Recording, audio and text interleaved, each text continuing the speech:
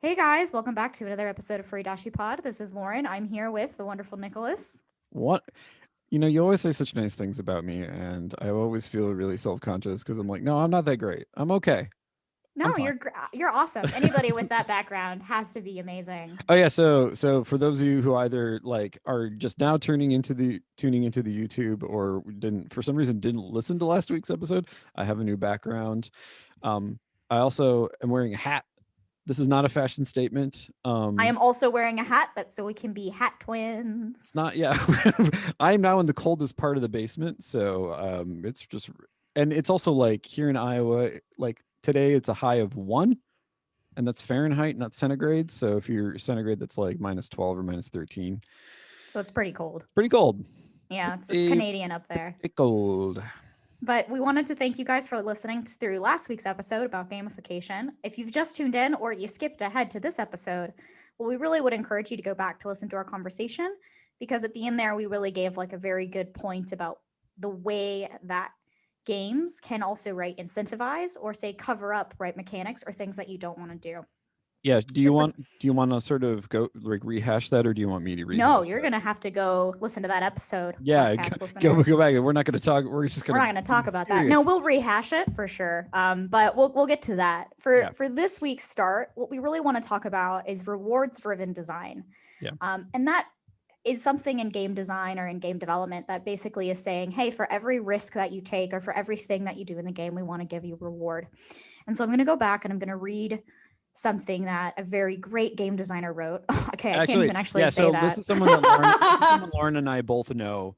That we've known for a really long time, probably since I taught at Iowa.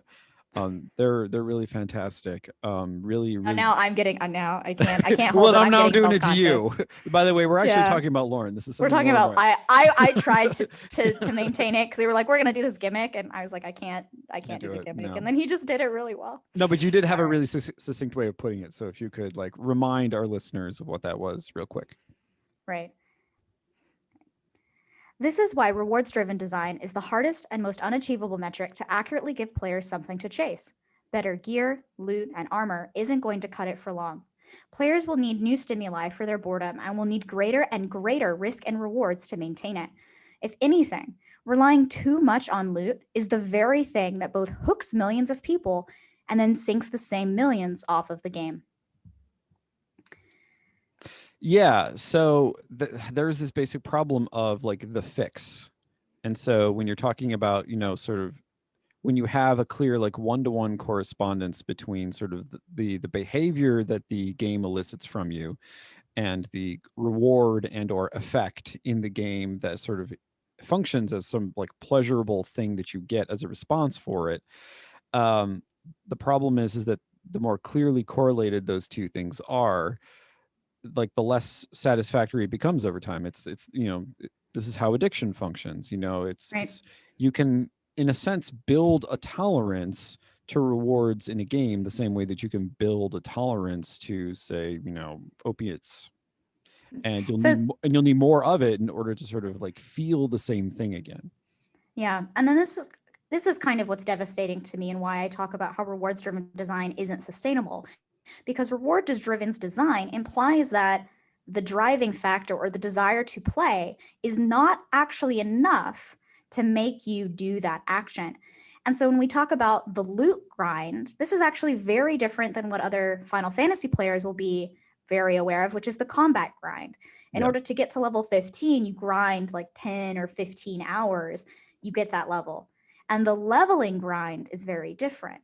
And so now you can kind of see, okay, the leveling grind, how do I appreciate that, value that, or why is that more fun than when I start talking about things like the loot grind or the loot chest? And it's Yeah. because it can, even with the same, say, core mechanic structure, suddenly take something that was very fun to you. And with the placement or paper mache over it, can then take it and make it very displeasurable for you, make it a grind, make it something that you don't want to do. Yeah. And so when in our previous episode we were trying to tease out two things that are related but are actually different. which is that, so whenever when we were talking about gamification, we were specifically talking about the way in which like gamified things try to compel you to do things that you don't actually want to do. And so in the previous episode, I used the example of multiplying fractions, and then a game that my daughter has played in the past. Lauren, you used the example of like, the Starbucks reward system. But what we determined is actually that those are two different things. Because in the one case, so the Starbucks It's reward, really hard for me too. yeah, Starbucks reward system is much closer to what Lauren is talking about, and what I used as an example, which I thought was relevant, but we actually figured out was somewhat different, was the way in which like you take you take a pleasurable activity that someone does want to perform. In other words, the game itself actually is pleasurable to do, but then there is this unpleasurable thing that the game is then mapped onto so as to sort of push you past your desire not to do it. What Lauren is talking about is like within the context of a game, things that are themselves undesirable to do, but there is this reward structure built into it that gives you some justification for doing it, but that's not really good enough. In many ways, the thing that I was talking about in my daughter's game is almost like a more effective way of doing it, because the gameplay itself is pleasurable rather than sort of like Yes. providing a thing at some like end point. Well, exactly. And I think what's hard with rewards driven design, and when we talk about the loot grind, is it already assumes that whatever you are going to do, this is why relying on rewards driven design is bad, is that rewards driven design is reward driven. This means that any desire you have to play is driven by the reward of it, not by the actual act of doing it. Yeah. And so Nicholas's daughter's game, she has to perform math. This is a good example of rewards driven design for educational purposes, because while she may not want to do math, she has a reward, but the reward itself is the experience. And so even though there's this one unpleasurable thing that she must do, which is math, or unfun, we could say as well. And for those of you who do enjoy math, this entire game would be great for you. Probably, yeah. Is that she performs a mechanic, math, that she does not enjoy. But in order to see the cool animation and to defeat the boss, there could also be social pressure. Maybe she's in a group of 4 friends and they all have to complete. Yeah, there is, because it's right? an MMO Different, as well. right? Yeah. It's an MMO, so she has to complete the equation. So now the social joy comes from completing math, that she may begin to associate math with, say, social joy, and also boss defeating. Yeah. But at the end of the day, math is a mechanic. Math is not the reward. Yeah. Right. And also math is not the incentive or points structure that just makes you more and more effective at it. Yeah. Rewards driven design, and also I would say rewards driven progression design, such as say skills or gear that make you more effective or more efficient at doing the exact same thing, could both be good and bad. That is another way of kind of taking an incentive structure to it. But rewards-driven design done poorly and relied upon basically states that whatever you have, say your core combat or a puzzle mechanic, isn't actually fun.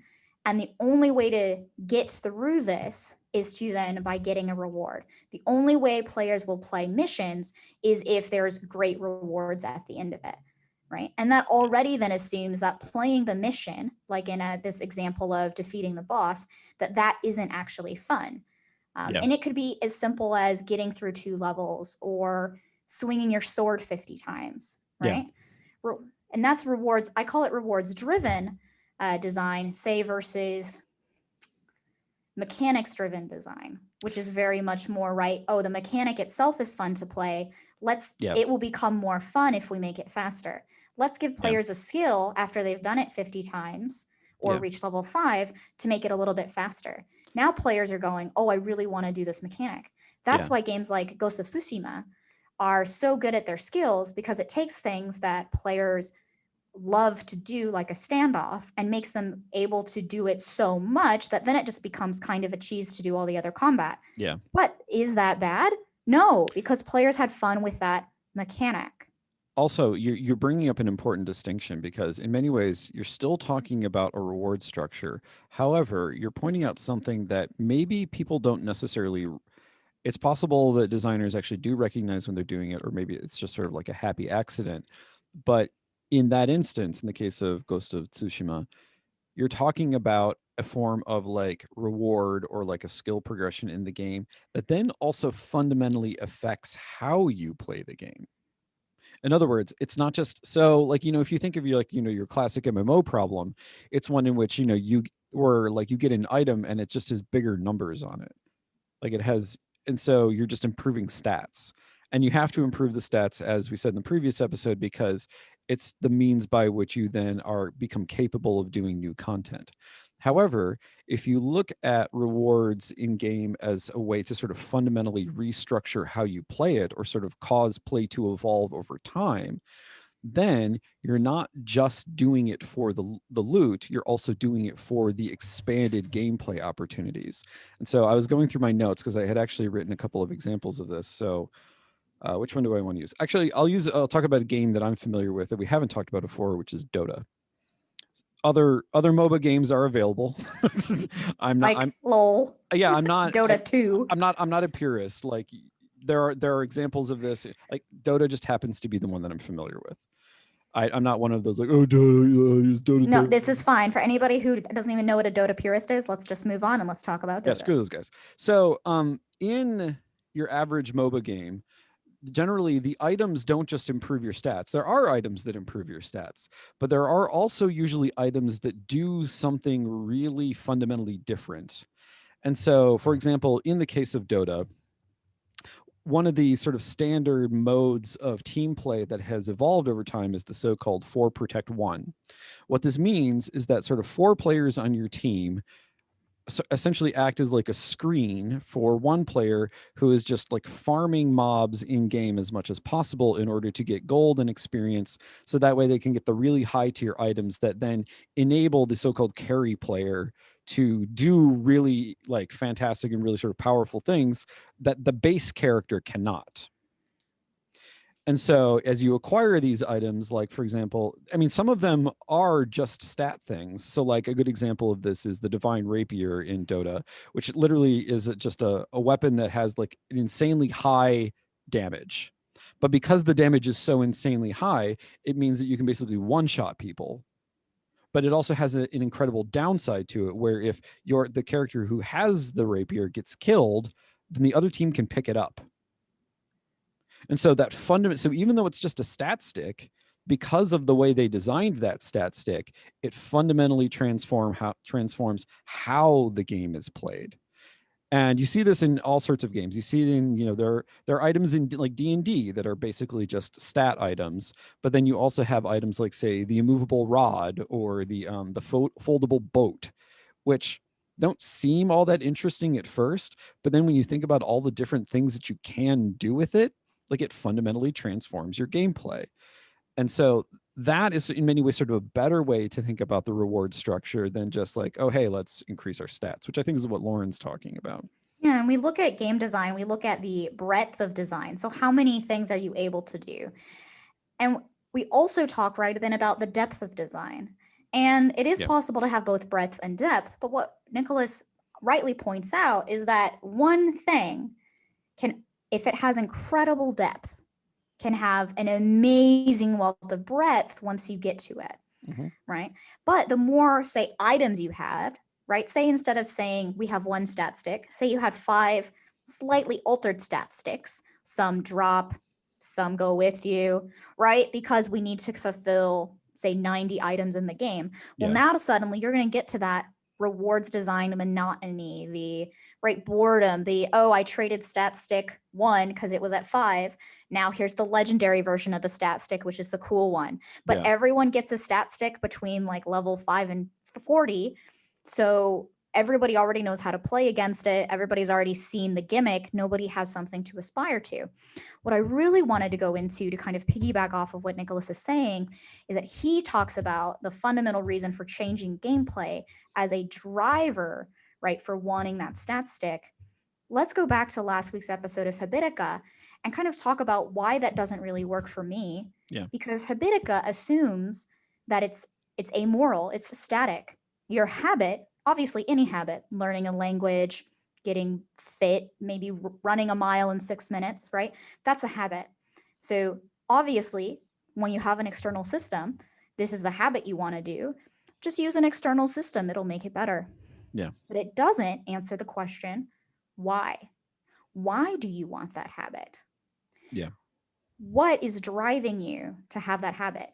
But in a game term, now it's going to be why and how does that habit make your life better? So, how does that habit or mechanic make your gameplay more pleasurable? Yeah. How does it improve your experience? That's where we get to the good types of, say, rewards or the good types of drivers. Because rewards design is about not so much about driving someone's desire, and it's not really about finding a desire and then trying to drive players towards it. It's about kind of looking at what the player has accessible to them or what the game wants the player to have something accessible. Yeah. And then finding out how the system is just how do we make the player recognize that they could have this desire for this, right? Yeah. It's how does that actually transform and why would the player want to go after it? When we talked about World of Warcraft last week, we looked at how I think, it was a little bit of a happy accident because the loot at the high tier in raids was just to reward players for spending so much time on that content. But over time, the classes of WoW were divided between those who could achieve that or were part of groups that got it, and then those that didn't. The desire was internal for that because they saw something that looked cool. Yeah. Over time, the maybe happy accident or unhappy accident was designers recognizing that they had created this economy and that they could continue to drive players by a desire of an item.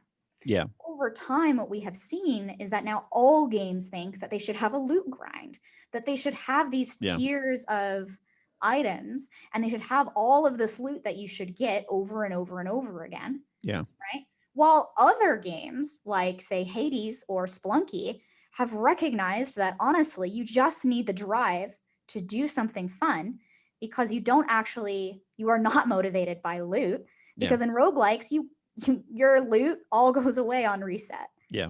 Right? And so now Hades then mixes it with a progression-based system, say alternatively for narrative, but it's very different. Hades is a really good example of how to do this correctly. Because so we talked a little bit, so we have an episode on Hades. We talk a lot more about this in depth, so if this interests you, go back and listen to it. It's actually a really good episode. I think it's episode 9 or 8 or 9. The reason why Hades does this really well is because it sort of solves the Diablo problem. One of the problems with Diablo and why I find it really obnoxious to play is precisely because it has exactly this sort of reward driven structure that you're talking about, but also the game is really monotonous to play. So but you have to get those things in order to keep playing the game in this monotonous way. And I suppose for some people that's pleasurable, but for me it's really not. Like, you can play through like the entire story of Diablo, and then like the continuing gameplay that it offers you is to play through the story again, but it's harder. Like, okay. I mean, like I said, that appeals to some people, but it doesn't appeal to me. Right. And it never appealed to me either. Yeah. And I think the reason why Hades is much better about this is because it has the same repetitiveness to it. It has the same sort of, and this isn't, in many ways, it's not a Diablo problem. It's a roguelike problem. All roguelikes are like this. They will over time start to feel repetitive. But the reason why Hades does this well is because instead of having like Diablo, all of its story contained, like you can complete the entire story, on the easiest setting, and then you have no real incentive to keep playing it. What Hades does is it sort of gives a narrative structure for the repetitiveness. In other words, the game itself explains to you why Zagreus, I can't say that, Zagreus keeps having to do this over and over again. But each time you go back and each time you start over, the starting point changes. Things suddenly like subtly change in the game over time, whether that's narrative, whether that's new things becoming available to you, ways that you can upgrade your character. Like, there is a subtle progression there, and it feels like it's moving forward in the gameplay. Right. And the gameplay. Yeah. And to any game developers listening, that is why Hades won the Narrative Game of the Year award. It was not because their story was incredible, because it was, and it was not because they did anything super incredibly innovative with that story or the writing. And this is not to say that the writing isn't incredible, because it is. They won it because the narrative and the gameplay were each other's best friend. Yes. The gameplay was the narrative. Yeah. The narrative existed because of the gameplay. Yeah. That is what won them the narrative award. And when we look at those subtle movements forward through time and space of play experience, that is what the future of games really is about. That is erasing the grind, because the grind is part of the story. It's part of the process. It's part of the experience. Well, it's not a grind at all. In many ways, it's much more like our experience. Because the thing is, think about your own life. Think about your day-to-day life. You have daily habits. You have a daily routine. But in your own life, you don't experience. I mean, you may experience that as a monotony because capitalism sucks and it's grinding you down. But for a lot of people, they don't necessarily experience their day-to-day life in those terms, precisely because they have a feeling of sort of like tiny progressions on a day-to-day basis. That could be because they're aging. It could be because, like, they're developing relationships with, people they're in love with, or people that they work with, or just like casual friends. Like, all of those things are evolving alongside the routine as it progresses. And that's the thing that Hades captures, is that slow, steady evolution, and sort of like almost like a flowering, if you will. Yeah, and what's really interesting about that is we talked about habit building and how excited I am about productivity, but it's on taking these new habits, say like learning Spanish or learning French. And when you have people that are in your life that speak Spanish or speak French fluently, or it's their first language, you're taking on that habit of learning and making that progress for that language step by step.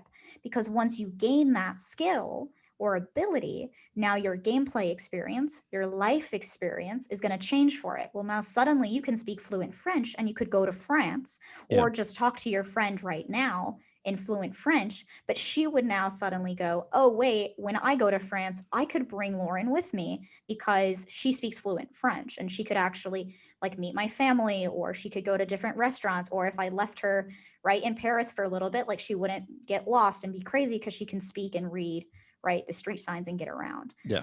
And I think that that's a great example of kind of why we're also so hung up on role-playing games. Yeah. Because unfortunately, role-playing and role-playing games themselves have allowed us to look at our own lives and have this kind of one-to-one example of how we would live that life in a fantasy or science fiction or ancient Greek underworld setting, Yeah. right? There's that role play aspect to it Yeah. that we don't talk about when we talk about with Hades, but it's very much Yeah, there. it And is. it's because it has that evolution of time. And unfortunately, it's almost like these loot shooters have created the downfall of the RPG. And modern MMOs have created the downfall of the RPG, because they've kind of just focused on that G side, which is the numbers and the stats, and obviously your goal is to gain experience, which is a number, which would just increase a wooden sword to the bronze sword, to the iron sword, to the silver sword, right? Yeah.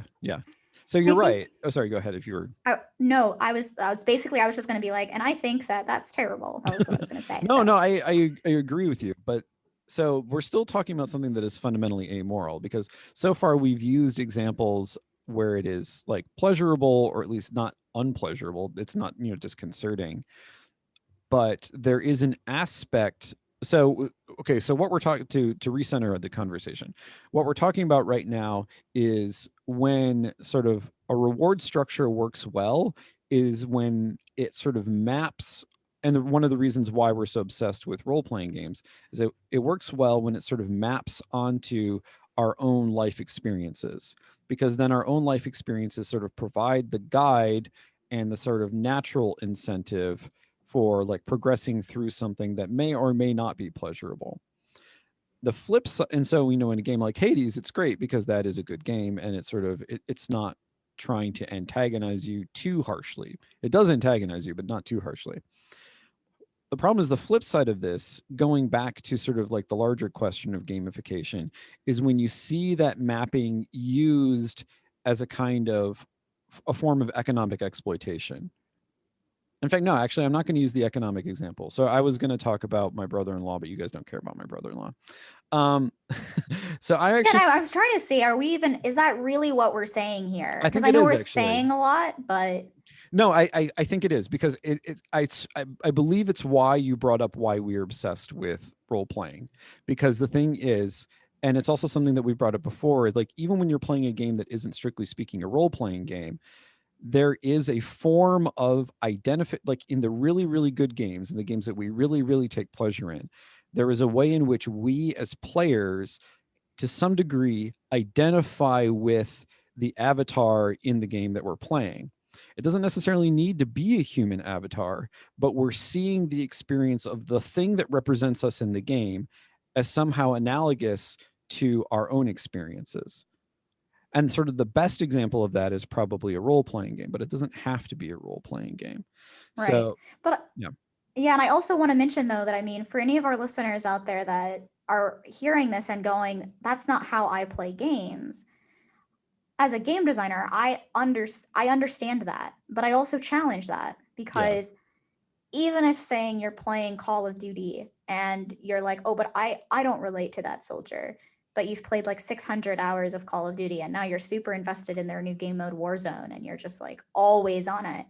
I would really question if you do or do not identify, right, with what you play. Even if it Yeah. is to say release anxiety or release stress, right? Because I know a lot of players who play first person shooters or who play things like Apex Legends, for example. And Apex is an amazing game. But and it has like a lot of different maps and game modes and we can go into right like the systems of it. Yeah. But at the end of the day, people playing Apex, right, are identifying with one of the say characters in it, or they are identifying with the release of performing those types of mechanics. I think I would clarify. You may identify with a character. And on our Twitter, I posted an article, a really well written article from Polygon, in which a young woman talks about the way in which she identified with Zelda in Breath of the Wild.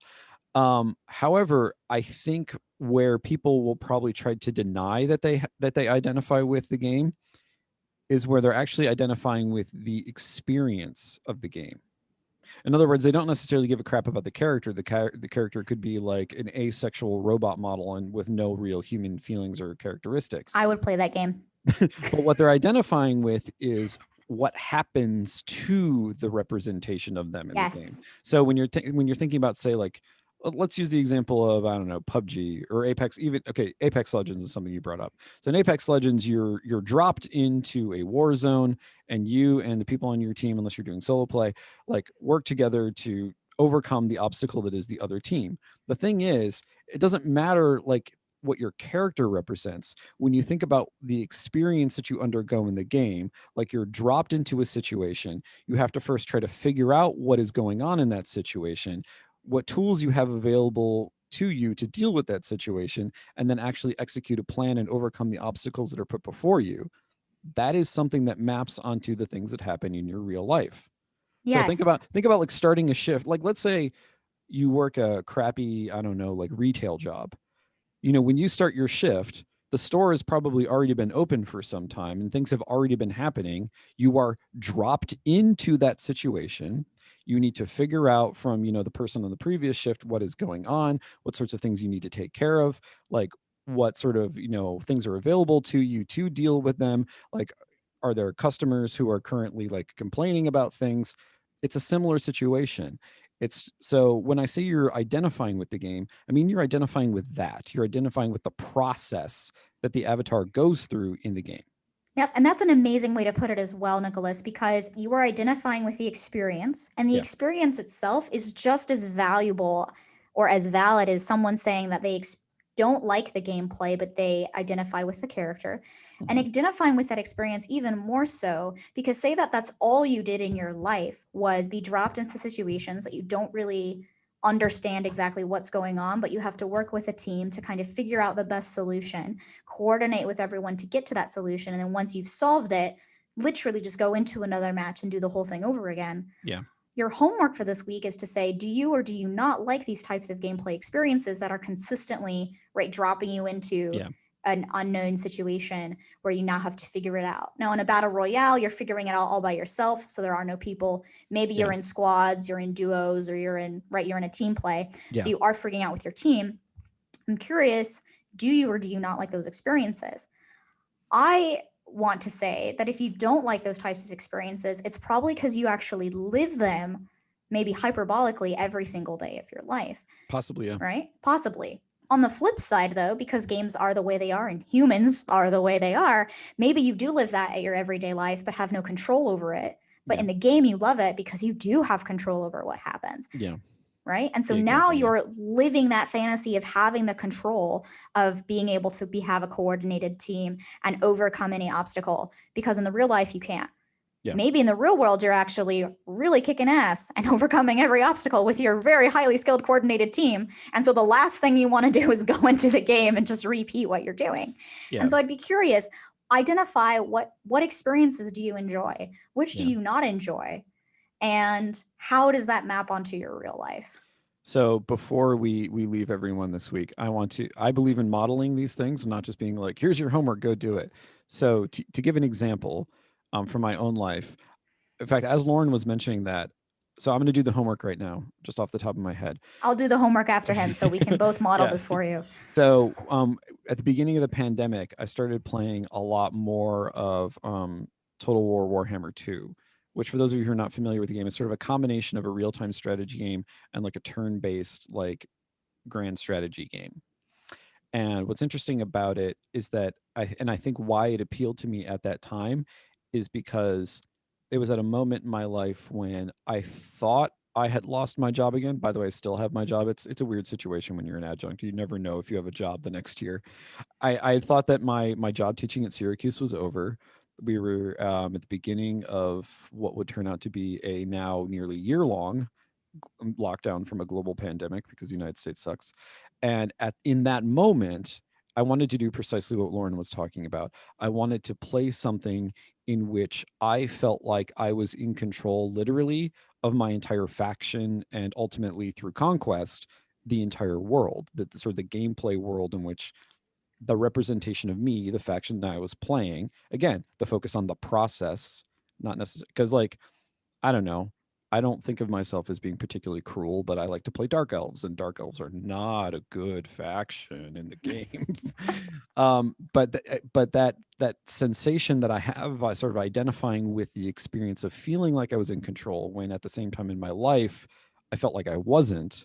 That was a deeply pleasurable, or at least, I guess you could say, like a therapeutic experience. So that's an example. I don't know if it's a good example, but it's an example. Lauren, what's your example? That's a good example. No, any example that kind of can map onto your like real life, I think is a good example. I have a couple. I do have one that I also started during the pandemic, but much, much later. And it's because it's Animal Crossing. When Animal Crossing first came out and everyone started playing it and they had a lot of fun, I had like the initial like FOMO of like, I should be playing this game because it's fun. But from my previous experiences with Animal Crossing, I just really don't like it. It's the monotony of everyday tasks and the chores that you have to complete. And in my own life, I have a very just rigid schedule, a lot of people would say, but it's because I get joy from having that routine every day. I have the discipline, I maintain it. And when I get out for my morning walk slash like jog or whatever I do, because it's cold and I honestly just run to like get my heart rate up and then I go back to walking. To be warm again. Yeah, I'm like, oh gosh, I need to be cold. Like, or I need to be warm. Yeah. Right. And then when it gets hot, I like don't run because it's like I'm already warm. So I just walk. Yeah. And I get a lot of joy from that.